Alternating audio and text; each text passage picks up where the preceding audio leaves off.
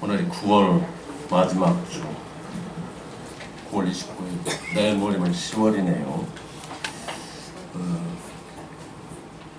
좋은 계절, 열매 맺는 계절이 되시기를 기원합니다. 어제 참 재밌었습니다. 비가 온다고 그랬는데 날씨가 얼마나 좋은가. 그런데 좀 뜨거워서 왜 그랬는가 그러더니 저녁에 구주려고 우리 성도님들이 기도를 많이 해가지고 계속해서 주님께서 낮에는 비를 내리지 못하신 거예요. 그래갖고 저녁에 와서 씻고 이제 애가 먹고 있으니까 막 작살비가 나니까 그래서 이것이 만일 우리가 이동을 찌게 내렸으면 얼마나 어려웠을까 그런 생각이 들어요.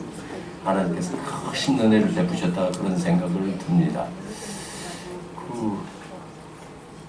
또한 감사하는 것은 믿음을 안 해둔 자매가 이제 입원을 하게 됐어요. 혈압이 좀 높고 허리도 아프다고 어떻게 엄살을 따라 사는가.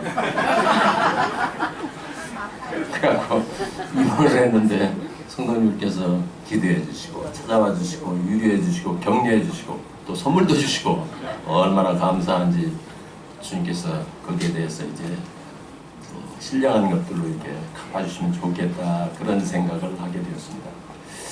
오늘 무슨 말씀을 가지고 전할까 그렇게 고민했었어요. 근데 제가 계속해서 그 마태복음을 이렇게 함께 하고 있죠. 근데 좀 오늘 주제가 좀 딱딱합니다. 그래도 함께 나누려고 합니다. 왜냐하면 이 마태복음은 참 중요합니다. 그리고 오늘 주제가 참 중요한 주제예요. 그래서 혹시 어렵더라도 잘 이해가 안 되더라도 들으면은 이해를 할 수가 있어요. 왜냐하면 여기 이제 율법에 대해서 나오는데 실제로 다른 교회에 다니는 사람들한테 율법에 대해서 물어보면 전혀 깜깜소식입니다. 그래서 우리도 귀로라도 듣고 좀 율법이 무엇인가 그런 것들에 대해서 한번 이렇게 딱딱한 주제이지만 함께 나누고자 합니다. 지난 7월 달에 제가 말씀을 전했거든요. 그때는 이제 마태복음 5장을 전하고 있거든요. 거기서 1단락이 어디 가냐면 1절에서 11절까지 복 있는 사람에 대해서 이렇게 전했습니다. 그리고 13절에서 16절은 세상의 빛과 소금에 대해서 이렇게 전했거든요. 그 첫 번째 단락이 이제 팔복이라고도 하고 산상수훈에 이제 처음 시작되는 것입니다. 우리가 산상수훈을 특히 이제 이렇게 얘기합니다. 초림과 재림 사이에 살아갈 기독교인의 윤리헌장이다. 그렇게 얘기하는 사람들도 있고 또 어떤 사람들은 예수 그리스도를 왕으로 인정하는 모든 시대, 모든 사람들을 위하여 이 광화는 그리스도 왕국의 가장 이상적인 시민상이다. 그렇게 말하는 사람도 있습니다. 그래서 이 일을 어떤 사람들은 기독교인의 윤리강령이라 그렇게 얘기를 합니다. 한 산상준에서 이제 백미라고 할 수 있는 것이 팔복입니다. 이 팔복을 우리가 볼 적에 우리 그리스도인 입장에서 보면 참 좋은 교훈인데 믿지 않는 사람들을 보면 이건 교훈이 아니라 저주죠. 주님께서 이제 그렇게 시작하죠. 예수께서 무리를 보시고 산에 올라가 앉으신 제자들이 나온 자 입을 열어 가르쳐 가라사대 심령이 가난한 자는 복이 있나니 천국이 저희 것이며 그 다음에 5년 자는 복이 있나니 저희가 땅을 기업으로 받을 것이며 그 다음에 또 어떻게 나오니까 애통하는 자는 복이 있나니 저희가 위로를 받을 것이며 그 다음에 의에 줄이고 목마른 자는 복이 있나니 저희가 배부를 것이며 그 다음에 긍휼히 여긴 자는 복이 있나니 저희가 긍휼히 여김을 받을 것이며 마음이 청결한 자는 복이 있나니 저희가 하나님을 볼 것이며 화평케 하는 자는 복이 있나니 저희가 하나님의 아들이 아이처럼을 받을 것이며 그 다음에 의를 위하여 핍박을 받는 자는 복이 있나니 천국이 저희 것입니다. 너희가 나를 인하여 욕을 받고 핍박을 받고 거스려 악한 말을 들을 때는 기뻐하고 즐거워라. 하늘에서 너희 상이 큽니다. 그렇게 얘기하고 있습니다. 너희 전에 있던 선자들도 이와 같이 핍박을 받았다고 이렇게 얘기하고 있거든요. 이것이 이제 팔복입니다. 그리고 그 다음 두 번째를 제가 말씀드렸죠. 주님께서 우리에게 너희는 소금이다. 이 소금이라는 의미가 어떤 것입니까? 지쳐서 부패하고 썩어가는 이 세상을 우리가 소금의 역할로서 깨끗하고 세상을 살만 나는 세상으로 만들어 가야 되는 것입니다. 그리고 이제 너희를 세상의 빛이라고 그렇게 말씀하신 것은 어떤 것이면 죄악된 이 어두운 세상을 너희들이 비추어서 빛나게 하라 그런 것입니다. 그래서 사실 우리가 사명이라는 것은 어떤 것이냐면은 우리가 속해 있는 단체, 우리가 속해 있는 곳, 우리가 속해 있는 마을 같은 곳도 마찬가지입니다. 아, 저 사람은 정말로 참 그리스도이냐. 예수 믿으려면 저런 사람 같이 믿어야 돼. 그런 소리를 우리가 다 들어야 돼요. 정말로 힘듭니다. 그러나 이것이 주님께서 세상에 대한 우리에게 주신 사명이에요. 너희는 세상의 소금이요 빛이라고 하신 것입니다. 오늘은 이제 세 번째 단락에 대해서 말씀을 나옵니다. 이 단락이 이제 어렵더라도 잘 들어보셔요.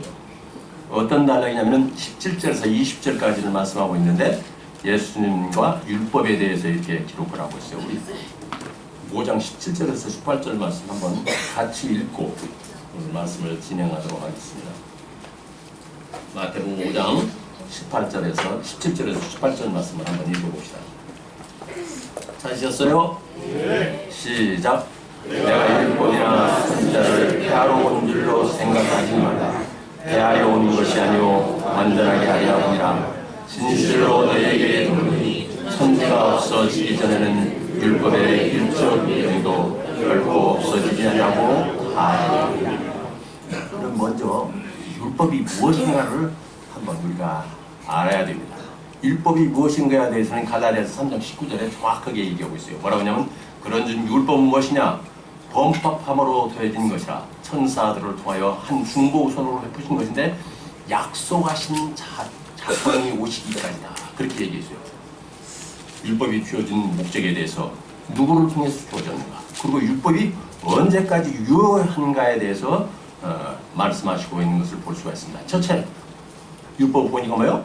범법함으로 되어진 것. 범법이라는 그 법을 어기는 것입니다. 율법이 주어지기 전에도 하나님의 백성인 이스라엘 사람들에게는 보동률이 있어요. 그들이 지켜야 할 그런 그 법이 있었어요.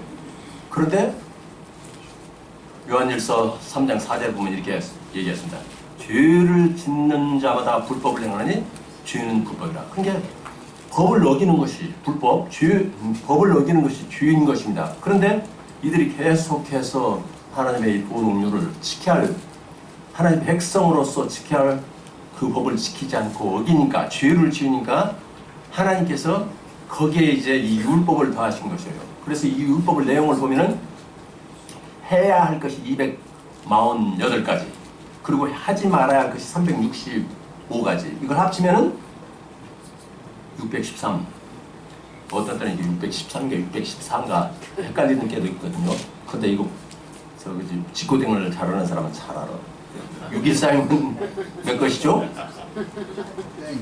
응? 지워야 돼. 그래서 613까지. 그 중에 해야 할 것을 248가지. 해서는 안 될 것을 1년이 365일, 365가지를 이렇게 얘기했어요. 이제 안 잃어버리겠죠? 근데 저는 어쩌다 보니까 이걸 계속 잃어버리네. 그래서 그런 식으로 외워요. 자, 이것을 하나님께서 주신 것입니다. 그래서 이것이 이제 율법에 주신 그 첫 번째 이유인 것입니다. 범법함을 인하여 우리에게 주셨다고 했습니다. 그러면 이러한 것들을 범하는 것이 죄다. 율법을 범하는 것이 죄다. 그렇게 확실하게 말씀하시기 위해서 주신 것이에요. 그것을 어떤 형식으로 주시냐면은 성문화 형식으로 주셨다. 성문이라는 것은 무슨 얘기냐면 글자로 적어서 이렇게 하는 것을 성문이라고 해요. 어떻게? 하나님께서 모세를 통해서 주신 것이 있죠. 그래서 그 모세가 기록한 모세 오경에 그렇게 하나님께서 낱낱이 248개와 365개를 기록한 것입니다. 근데 우리가 이제 로마서에 보면 이런 말씀이 있어요. 3장 20절에 그러므로 율법의 행위로 그 앞에 의롭다함을 육체가 있는 율법으로는 죄를 깨닫니라. 이게 율법의 목적이에요. 뭐요? 율법을 주신 목적이 죄를 깨닫게 합니다. 이거 상당히 중요한 것이에요. 율법을 그렇게 하나님께서 이스라엘 사람들에게 준 것은 이러는 것이 죄다. 그래서 이걸 어기면 죄다. 그래서 그 율법으로는 하나님께서 죄라는 것이 이런 것이다. 이런 것을 확실하게 우리에게 가르쳐주기 위해서 율법을 주신 거예요. 그런데 많은 사람들이 이 율법에 대해서 오해를 하는 거예요. 제가 가끔 그 기독교 방송 같은 뭐 그런 CBS나 그런 방송들을 보면은 대형교회 막 의료리배 몇만 명 보이죠? 그런 사람들이 그 율법에 대하면서 엉터리 같은 얘기를 하는 거예요. 자, 우리는 분명히 알아요. 율법을 주신 목적이 뭐예요? 죄를 깨닫게 하냐. 이게 가장 중요한 거예요. 야, 이걸 보면 죄다. 자, 지금 여러분들이 가다가 저기 바닥에 침 탁 뱉으면 어떻게 됩니까? 경범죄 처벌받아 4만 원인가 6만 원인가 벌금 물어요. 그거 와서 딱지 따고 딱 그러면. 근데 그 전에 4년 전인가 5년 전에는 아무리 바깥에다가 가서 침을 뱉고 우림을 넣어도 안 걸리는 것이었어. 왜? 그때는 경범죄가 없었기 때문에. 근데 그 위에 경범죄라는 것이 생겨서 침 뱉고 우림 넣으면 걸리는 거예요. 그거 갖다 딱지 뜨고 그러면 벌금을 내야 하는 거예요. 그와 마찬가지예요. 율법을 주신 것은 이것이 죄다. 그렇게 말씀하시는 것입니다. 두 번째는 중보자 모세를 통해서 주신 것입니다. 신의 선상 하나님께서 모세를 통해서 모세오경을 주셔서 모세오경이 뭐예요? 창세기, 출애굽기, 레위기, 민수기, 신명기 이것을 모세오경 그렇게 얘기해요. 모세오경은 건 모세를 통해서 기록하게 했다 그런 얘기인 것입니다. 그런데 이 모세오경 속에서 그 율법 속에서 가장 중요한 중심 사상이 무엇입니까? 중심이 되는 것이 10가지로 주었죠? 10개명. 이것이 율법의 중심 사상인 것이에요. 그 율법 13가지의 그 가장 기본적인 것을 이렇게 고르고 해놓은 것이 뭐요? 10계명이에요. 그러니까 이건 소위 우리가 알아듣기 쉬운 말로 하면 에키스야. 모세는 이것을 천사에게 받아서 이스라엘 사람들에게 전달하고 그 다음에 역사에 귀한 일로 사라졌습니다. 근데 그 중에서 가장 중요한 것이 우리 하나 있어요. 자, 우리가 요새 나오는 우유 같은 거 뭐 그런 거 들어보면 무엇을 우리가 이렇게 보죠? 유효기간. 이거 언제까지 유효지? 아이고 지난 25일 할 것인데 지금 먹으면 안 되겠네. 근데 사실은 우유 같은 거 일주일 동안 먹어도 괜찮아요. 유효기간 지나도. 이렇게 얘기해도 우유 회사에서 나에게 우유 공짜로 주는 사람은 없고 이상수영제만 나에게 가끔 공짜로 주네.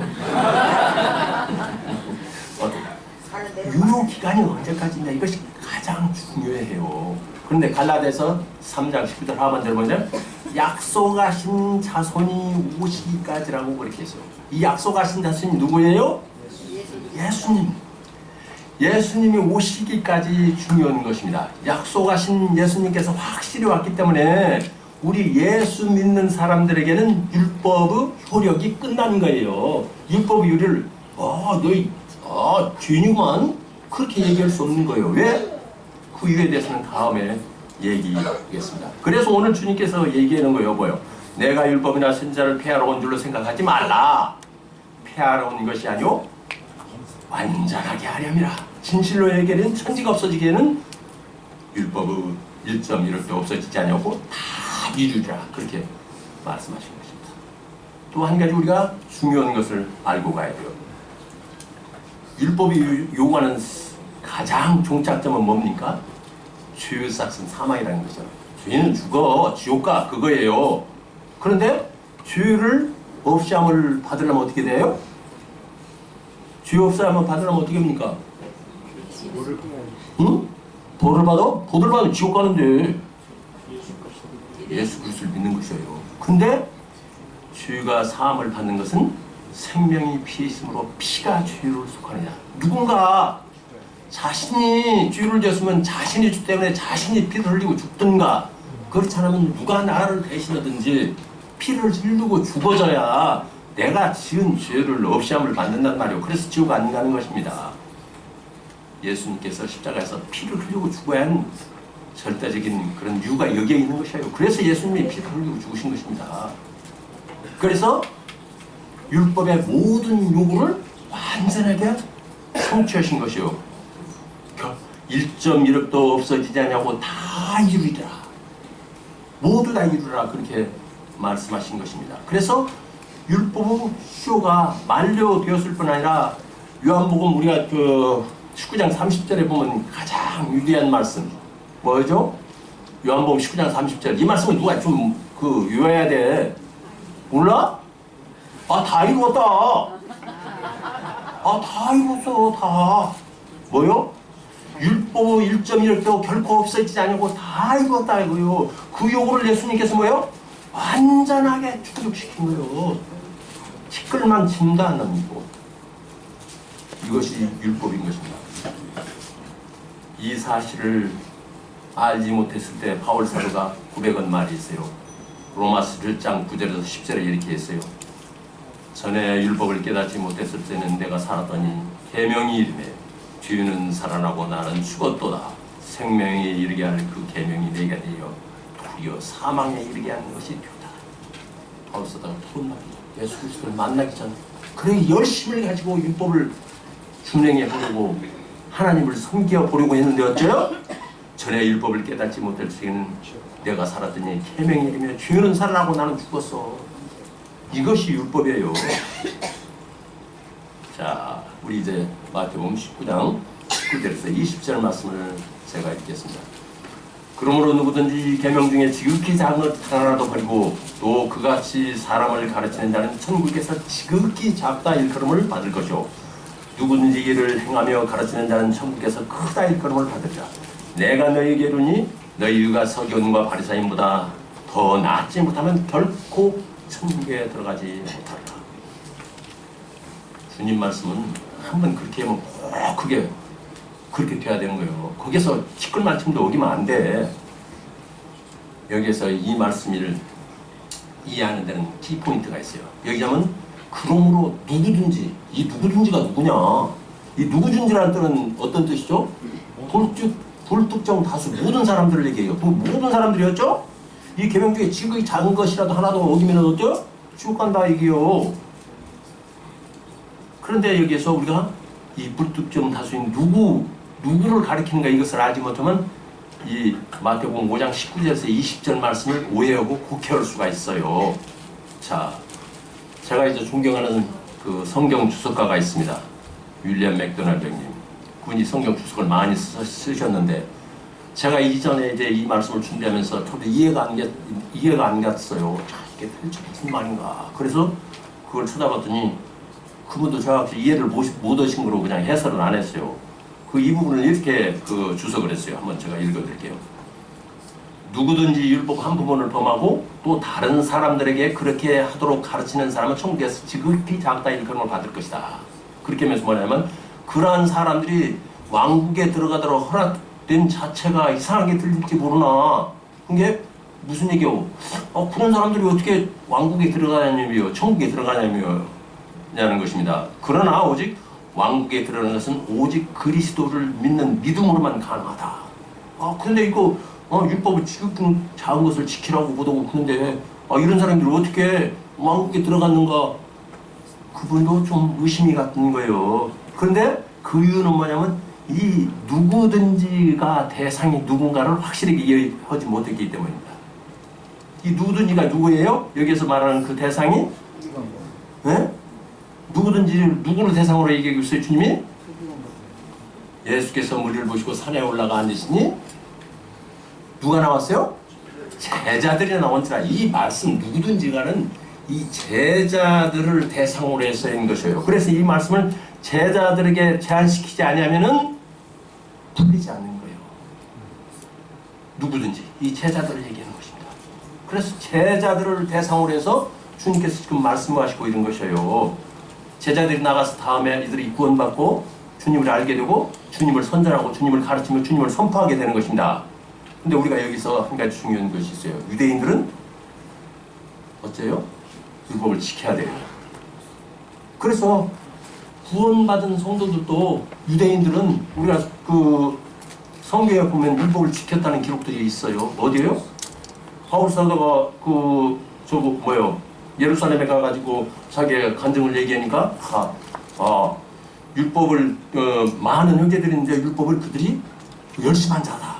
그러면 율법을 잘 지키는 자예요. 베드로 사도도 율법을 지켰죠. 어째? 주님께서 이제 베드로 사도에게 특별한 사명을 내려야 되죠. 그런데 율법을 계속해서 지키는 거예요. 어떤 거? 네 발 달린 거, 돼지 같은 거, 뭐 그런 것을 율법에서 못 먹게 하니까 뭐 그런 것들을 이렇게 내려가 보니까 뭐 주님 못 먹겠습니다. 못 먹겠어 세 번이나 그랬잖아요.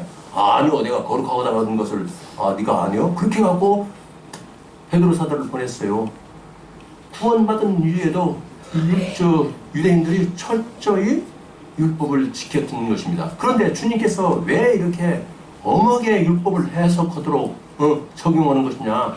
그 중에 작은 것 하나도 지키지 않고 그렇게 하는 사람은 하늘나라에 가서 작다 일컬음을 받을 것이다. 그렇게 얘기했거든요. 유대인들은 이 말씀에 저촉을 받는 것입니다. 그래서 유대인들은 철저하게 율법을 지켜야 되는 것이에요. 그 율법을 얼마나 잘 지켜야 돼서 상급에 관여하는 것입니다. 잘 지켜서 잘 가르친 자는 큰 상급을 받고 대충 그냥 지키지 않고 가르친 사람은 작은 상급을 받는 것입니다. 자, 그런데 우리가 율법을 생각할 때 한 가지, 이것은 잊으면 안 돼요. 우리가 야고보서 2장 10절에서 11절에 이렇게 얘기하고 있어요. 누구든지 온 율법을 지키다가 그 하나를 범하면 모두 범한 자가 되나니 간음하지 말라 하시니가 또한 살인하지 말라 했은즉 네가 비록 간음하지 아니하였을지라도 살인하면 율법을 범한 자가 되느니라. 지금 무찔라고 올라가는데 사닥다리 타고 올라간단 말이오. 그 사닥다리 오른 그런 것들을 다 잘못 밟아야 떨어지니까, 하나만 잘못 밟으면 떨어지니까, 하나만 잘못 밟으면 톡 떨어지는 거예요. 그 율법이 꼭 그런 것이에요. 율법에 그런 것들을 많이 이렇게 주셨는데 거기에서 뭐요? 하나만 범해도 그 전체를 다 범한 것이 되는 것입니다. 살인하지 않아도 간음하면 살인한 것 같은 것이에요. 그것을 우리에게 말씀하시는 것입니다. 너는 비록 작은 것 하나를 지키지 않았으나 그 작은 것 하나를 지키지 못한 것이 율법 전체를 지키지 못한 것이다. 그래서 그것으로는 안 된다. 어때요? 오신 메시아 하나님의 아들을 믿어야만 되는 것이다. 그래야 천국 가는 것이고 그래야 의롭게 되는 것이다. 그렇게 얘기하는 것입니다. 사실 유대인들은 우리 이방인보다 구원받기가 쉽습니다. 왜 그래요? 우리 이방인들이 구원받으려면 어떻게 됩니까? 하나님이 계신다는 걸 믿어야 되고 또 성경도 좀 이렇게 이해를 해야 되고 뭐하고 여러 가지 복잡한 것이 있어요. 근데 어때? 유대인들은 계속해서 그런 것들을 공부해 왔어요. 그래서 유대인들은 구원받을 적에 우리가 훨씬 쉽게 그거거든. 어떻게? 예수님 그분이 우리 선조들이 기다렸던 메시아이구나, 그리스도이구나, 그렇게만 하면 그건 구원받는 거예요. 그럼 우리보다도 구원받기는 쉬워. 그런데 율법의 저촉을 받는 것입니다. 아까도 말씀드렸지만 지금 이 말씀을 듣는 사람들은 율법을 지켜서 의롭게 되며 천국에 간다고 하는 사람들입니다. 당연히 자신들은 천국에 갈 수 있다고, 천국 백성이라고 그렇게 얘기를 하는 것이에요. 그런데 주님께서 뭐예요? 아니다. 너희들 천국 못 간다. 그렇게 얘기하는 거예요. 바울 사도도 이걸 알기 전에는 어떻게 얘기했어요? 율법을 그가 잘 지키고 율법을 그가 잘 끼고 바리새인이었습니다. 그런데도 그가 뭐라고 했어요? 이 사망의 몸에서 누가 나를 건져내려. 그렇게 한다는 겁니다. 율법은 안 되는 것이에요. 구원자 예수님을 찾으라는 그 말씀이에요. 어떤 사람이 이 사망의 몸을 그렇게 얘기하더만요. 사람을 죽일 적에 벌받게 할 적에 죽은 시체에다 꽁꽁 묶어놓답니다. 그러면 저도 얼마 안 가서 죽게 되고 그 죽은 사람 시체로 인해서 자기가 썩어가는 것을 보면서 죽는데 이게 사망의 몸이라고 얘기합니다. 하나님께서 요구하시는 의는 서기관과 바리새인보다 더 월등한 의를 요구하시는 거예요. 우리가 이들의 삶을 긍정적으로 생각해봐야 할 의미가 있어요. 바리새인들은 어떻게 일주일에 2번씩 금식했어.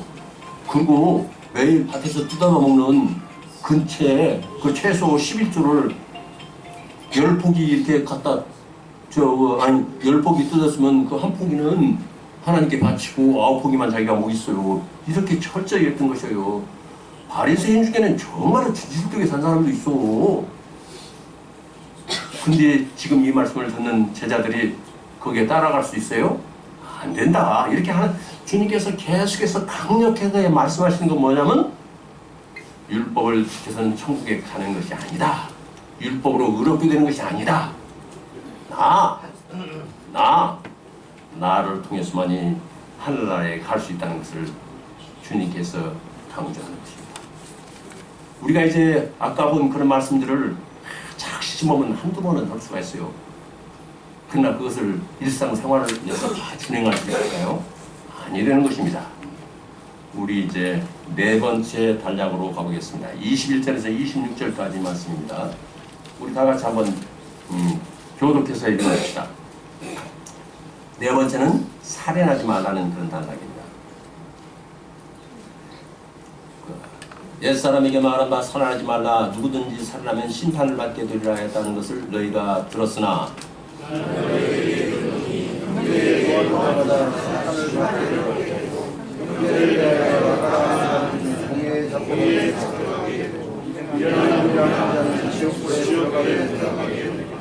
그러므로 예물을 계단에 들이다가 거기서 네 형제에게 원망을 들을 만한 일이 있는 것이 생각나거든.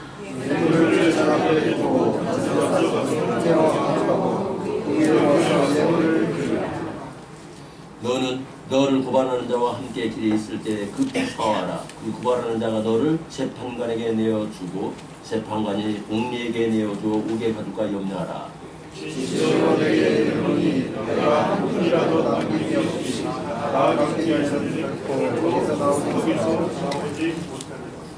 가만히 우리가 선한 양심을 가지고 이 말씀에서 빠져나올 수 있는 사람이 한 사람이 있는가 생각해요. 없는 것입니다. 형제에게 살인을 안 했어도 누구 하는 자는 뭐요? 살인한 자라고 그렇게 있는 거예요.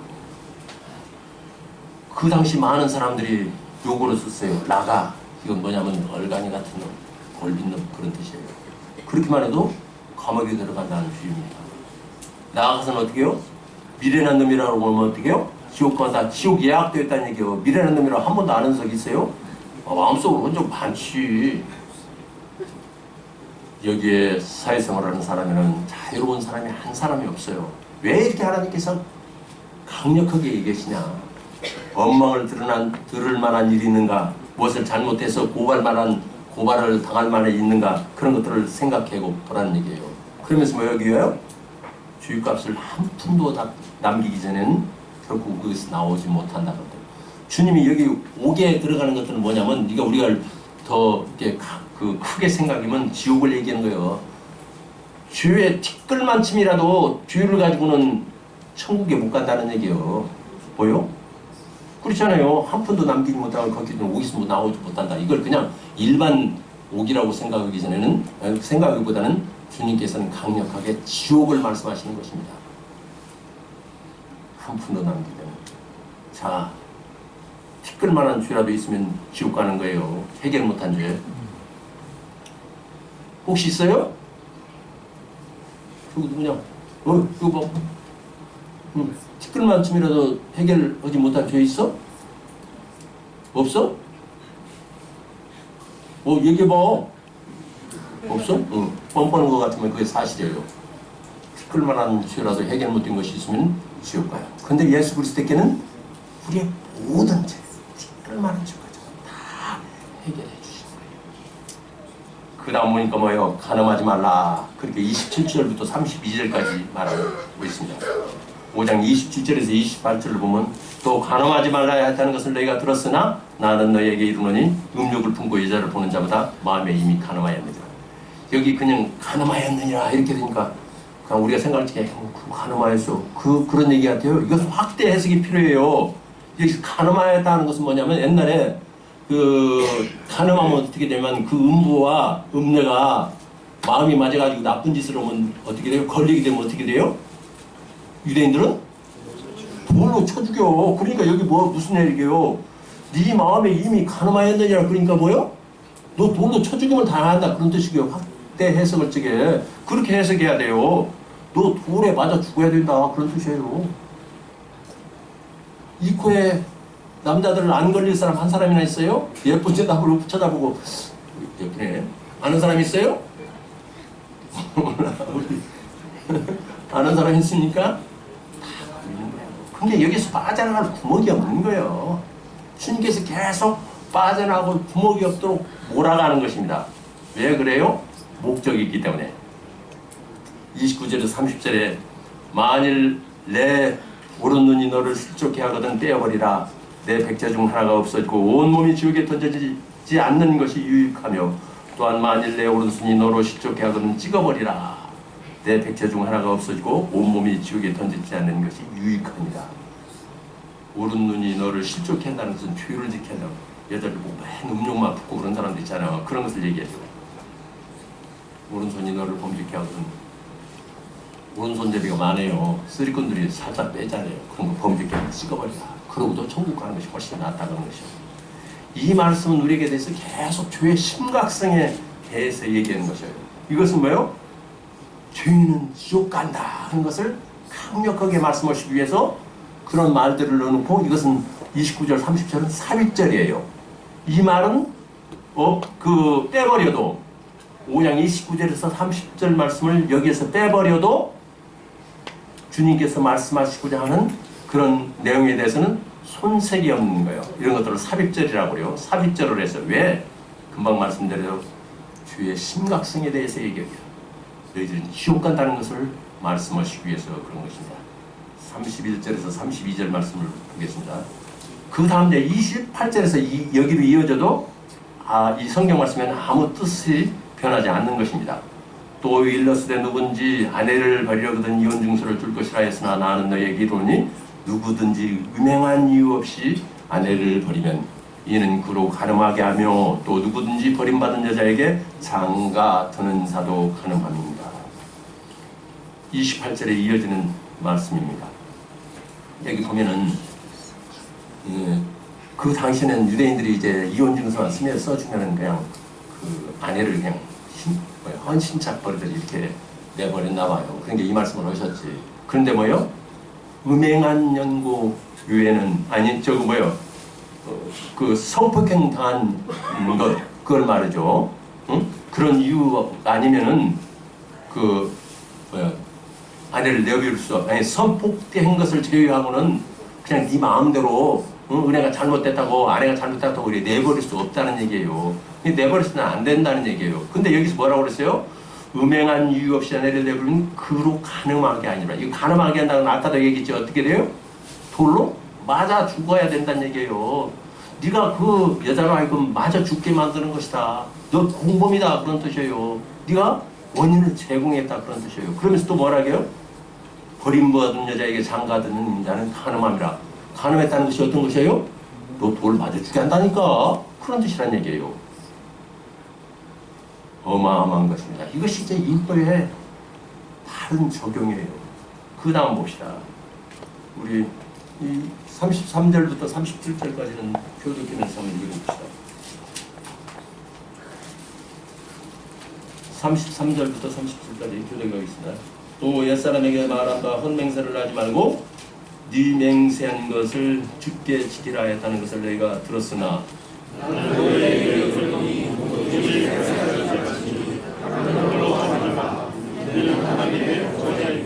땅으로도 하지 말라. 이는 하나님의 발등상이요 예루살렘에도 하지 말라. 이는 큰 임금의 성이요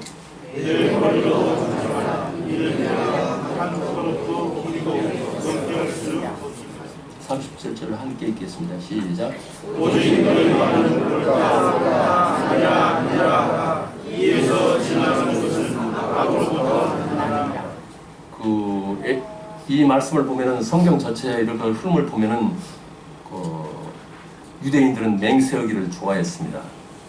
첫째, 하늘을 향해서, 땅을 향해서, 예루살렘, 자기 머리를 향해서 이렇게 얘기를 했어요. 이런 것들을 보면은 그 맹세가 어떤 효과를 나타내냐면 두 사람이 싸우다가 먼저 그 사람이 맹세를 딱 하는 거예요. 그러면 그 사람이 이긴 것이 되는 거예요. 왜? 히브리서 6장 16절에 보면 이런 말씀이 있습니다. 사람들은 자기보다 더 큰 자를 가리켜 맹세하느니 맹세는 그들이 다투는 모든 일의 최후 확장입니다.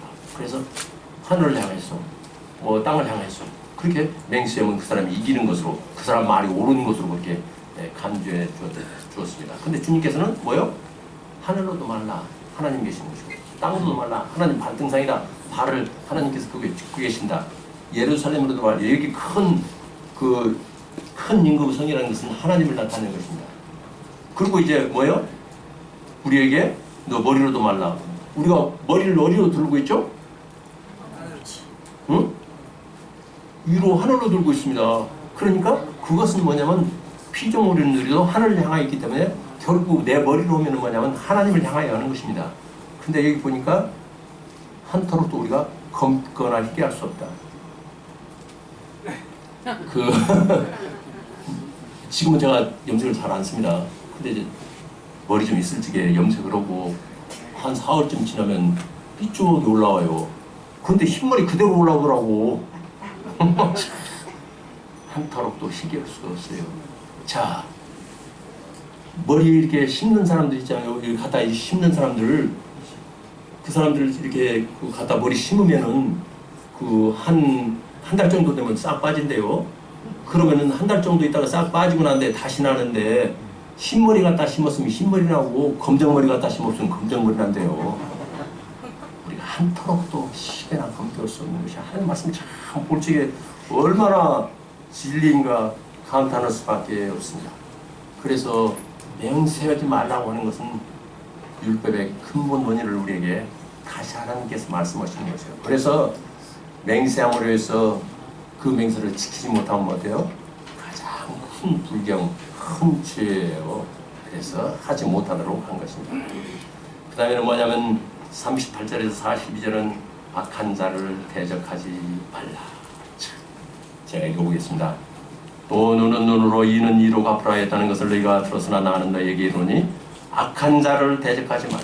누구든지 네 오른뺨을 치거든 왼뺨도 돌려대고 또 너를 고발하여 속옷을 가지고자 하는 자에게는 겉옷까지 가지게 하며 또 누구든지 너로 억지로 오리를 가게 하거든 그 사람과 심리를 동행하고 네가 구하는 자에게 주며 네게 꾸고자 하는 자에게 거절하지 말라. 이것이 율법이에요. 꼭 같게 갚아주는 것이 율법입니다. 근데 주님은 그보다도 훨씬 큰 요구를 우리에게 말씀하시는 것입니다.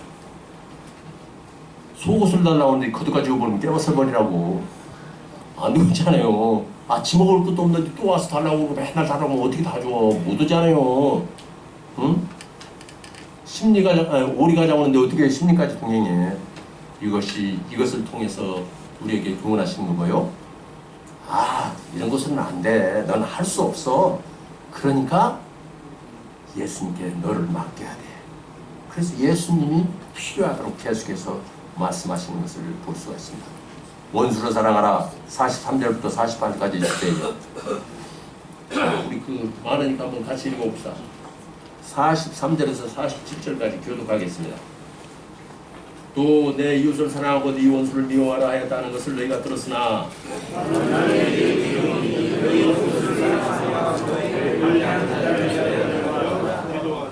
이같이 한즉 하늘에 계신 너희 아버지의 아들이 되리니 이는 하나님이 그 해를 악인과 선인에게 비추시며 비를 의로운 자와 불의한 자에게 내려주십니다.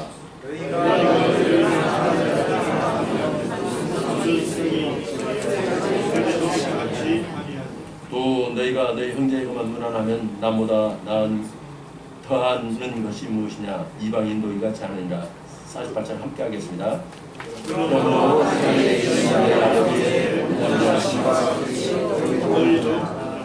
이게 가장 이 역시 율법 요구를 통해서 이 정도 은하, 이 정도 행위 앞에는 천국에 갈 수 없다는 것을 주님께서 계속 얘기하고 있습니다. 세리는 성경 말씀에 보면 주인의 대명사예요. 그리고 이방인은 어떤 사람들이냐면은 여기서 이방인이라고 그렇게 얘기한 것은 지옥 가기로 예약된 사람들을 얘기하는 것이에요. 이방인들을 대표적인 이방인이다 그러면 저 사람들 지옥 가는 사람들이야. 개 같은 사람들이야. 그렇게 얘기해요. 그러니까 이방인들 또한은 세리 또한은 그 정도 의 가지고는 어림이 없다. 하나하나 못 간다. 그렇게 주님 계속해서 얘기할 수 있는 거죠. 그러니까 이걸 통해서 뭐예요? 너희는 다 할 수 없어. 우리는 것들을 다 할 수 없어. 그러니까 예수님이 필요하다는 것을 말씀하시는 것입니다. 그러므로 가장 중요한 말씀 48절에 그러므로 하늘에 계신 너희 아버지 온전하신 것 같이 너희도 온전하라. 우리가 온전할 수 있는 사람들입니까? 온전할 수 있습니까? 절대 온전할 수 없는 것입니다. 우리는 다 빠지는 것이에요. 다 미천한 것입니다. 이것은 율법을 모세에게 주신 그분, 율법을 제정하신 분의 해설입니다. 이러한 율법의 의도를 우리가 알아야 되는 것이에요. 율법을 지켜서 천국 가는 것이 아닙니다. 주님을 믿을 때, 주님을 의지할 때 천국 갈 수 있는 것입니다. 그래서 갈라디아서 2장 16절에서 이렇게 얘기하고 있습니다. 사람이 의롭게 되는 것은 율법의 행위로 말미암지 않은 것이며 아는 것이요 예수 그리스도를 믿음으로 말미암은 줄 아는 거. 우리도 그리스도를 예수를 믿나니 이는 우리가 율법의 행위로서가 아니고 그리스도를 믿음으로써 의롭다함을 얻으라 함이라. 율법의 행위로서 그 앞에 의롭다함을 얻을 육체가 없느니라. 율법의 행위로서는 의롭다함을 육체가 없습니다. 하늘에 갈 사람이 없습니다. 그렇게 주님께서 분명히 선언하고 버리는 것입니다. 어제 목포에 가면서 저는 편하게 갔습니다. 고급 승용차를 타고 왔거든요. 운전하시는 그 형님이 얼마나 매너가 좋은지 그러면 내가 그죠? 김대중 대통령 노벨 평화상 받은 거기도 가봤거든요. 오면서도 내가 김대중 대통령까지 그런 대우를 받으면서 오는구나 그런 생각을 했어요. 그렇게 오면서 제가 뭐 좀 보답을 해야겠는데 뭔 말을 가지고 보답할까. 그래서 제가 이런 생각을 했어요. 그 얘기가 나왔어요. 어떤 사람이 뭐 그림을 그려놓고 바보 예수 그렇게 표현했단 말이에요. 그걸 잘 생각해봐요. 하나님은 모든 것을 다 하실 수 있는 분입니다. 그걸 전능하다 그렇게 얘기한 거예요. 그렇죠? 만일 하나님이 뭐 한 가지로 손톱만 지나도 할 수 없으면 그건 전능하신 분이 아니에요. 그런데 왜 모든 것을 다 할 수 있는 분이 바보같이 자기 아들을 십자가에 죽여가지고 인류를 구원하는 그런 스케줄을 짜냐요. 여러분 같으면 그런 스케줄 짜겠어요? 짜요? 아니요. 얼마든지 한 짝으로 그렇게 않고도 인류를 구원할 수 있고 인류를 건질 수 있는데 왜 하필이면 자기 외아들을 사실은 자기 자신이 십자가에 못 박혀 죽으신 것이죠. 예수는 근본 하나님의 본체시나 그렇게 얘기했잖아요. 그게 자기 자신이 십자가에 그리 풀리고 고난을 받으면서 왜 그런 스케줄을 짜냔 말이에요. 왜 그렇게 그 인류 역사를 짜냔 말이에요. 우리 같으면 도저히 그렇게 안 짜요. 여러분들은 왜 그렇게 짰다고 생각해요? 어떤 형제가 그러더만 필연적으로 그렇게 해야 되니까 그렇게 했겠죠. 근데 그 필연적이 왜 그렇게 했느냐는 얘기예요. 왜 주님이 그렇게 했을 것 같아요? 저는 이걸 깨달을 때 참 마음에 감동이 있었어요. 하나님의 사랑이 이렇게 크구나. 하나님은 사랑이십니다. 하나님은 사랑이시에요. 그래서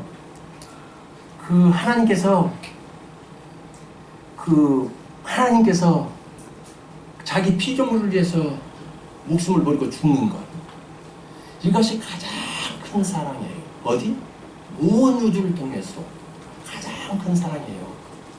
사람이 친구를 위하여 목숨을 버리면 이보다 더 큰 사랑이 없습니다. 친구를 위해서 목숨을 버리면 더 큰 사랑인데, 창조주인 하나님께서 피조물인 우리 인간들을 위해서 목숨을 버린다는 것은 어쩌고 죽어준다는 것은 가장 큰 사랑이에요. 전 우주를 통해서. 그것이 하나님의 사랑이에요. 그걸 어떻게 비유할 수가 있어요? 이 사랑을 제가 어떻게 비유할까? 그리고 아무리 연구봐도 생각이 안 나. 근데 이런 생각이 났어. 여름에 그 버섯식 화장실에는 구데기가 득실득실해요. 구데기가 득실득실해. 어머니가 상해가지고 강력한 살충제를 사왔어. 그래서 참 구데기를 자기 살충제 뿌려갖고 싹 죽여버려야겠다. 그렇게 얘기하고 있어. 근데 가만히 생각해보니까 그 살충제 놔두면은 저기 뭐야 구데기 다 죽었거든. 근데 아들이 홀딱 그거 마셔버렸어. 그런 사람 있겠어요? 그거하고도 비교될 수 없는 사람이에요. 사랑이 하나님이 우리 피조물을 사랑했다는 그 사랑이 그것도 비교가 안 되는 거예요. 왜? 어차피 저기 우리를 벌레 인생 구더기 같은 사람이라고 얘기했으니까 우리 부덕이라고 생각했을 적에 아들을 홀딱 먹고 죽어버렸어. 그보다도 더 큰 사랑이 하나님께서 우리 인간들을 위해서 죽으신 사랑인 것이에요. 왜 그 사랑을 하나님께서 실천을 하셨냐? 하나님은 사랑이기 때문에. 그리고 한 가지 근본적인 있어. 그런 사랑을 토대로 해서 천국을 마련하시기 위해서 그런 것이에요. 천국을 그런 큰 사랑으로 기초를 삼기 위해서 그런 것이에요. 가장 큰 사랑을 실천하셔서 그 사랑 위에 천국을 건설하신 거예요. 그리고 그 사랑을 믿는 사람들, 그걸 아는 사람들만 천국 가게 하는 거예요. 왜 그러냐면 이 천국에서 우리가 한 1년만, 한 3년만 그렇게 사는 것이 아니고 영원히 살아야 되니까 그렇게 큰 사랑을 하나님께서 실천하시고 그 사랑을 기초로 해서 천국을 만드신 거예요. 그래서 그 사랑을 믿는 자들이 천국 가는 거예요. 이렇게 제가 이 사랑을 깔 때 얼마나 마음이 감동이 되는지 몰라요. 가장 큰 사랑을 그분이 실천하시고 그 사랑 위에 천국을 건설하셨구나.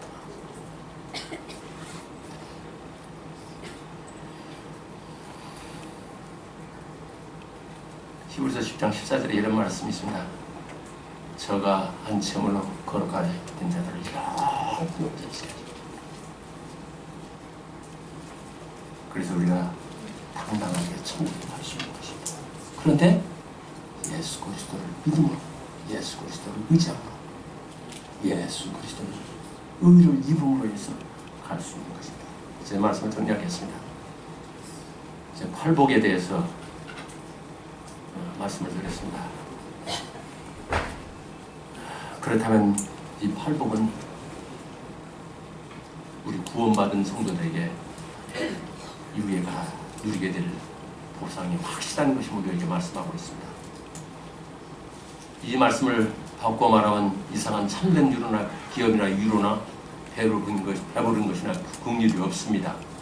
그렇기 때문에 육신의 눈으로 하나님을 우리가 볼 수도 없고 하나님의 아들이라고 우리가 이 그름을 받지만 그것이 무슨 권세가 있거나 무슨 큰 지상에서는 이익을 받는 것이 아닙니다.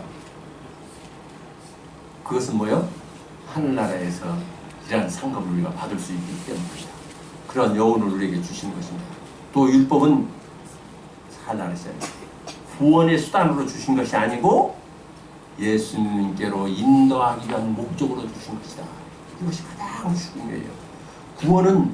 율법은 구원의 수단으로 주신 것이 아니고 예수님께로 인도하기 위한 목적으로 주신 것이다.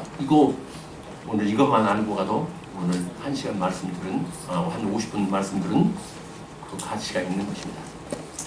율법은 구원의 수단으로 주신 것이 아니고 결코 예수님께로 인도하기 위한 목적으로 주신 것이다. 그것이 중요합니다.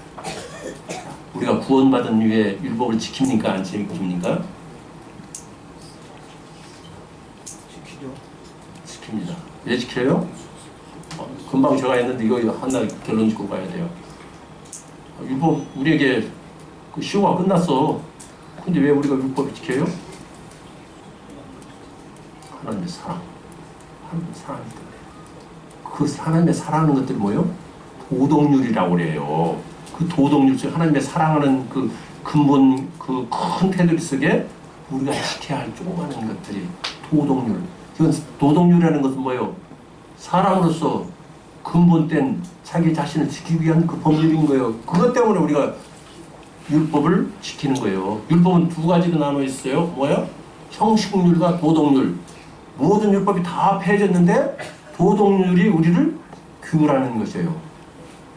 그리고 또 한 가지는 뭐예요? 예수 믿지 않는 사람들에게는 율법을 철저히 적용시켜야 돼요. 왜요? 너 죄냐? 너 지옥 가. 그래야 되니까. 그래서 그걸 깨닫고 주님께로 돌아오게 하니까. 감사합니다. 말씀 마치겠습니다.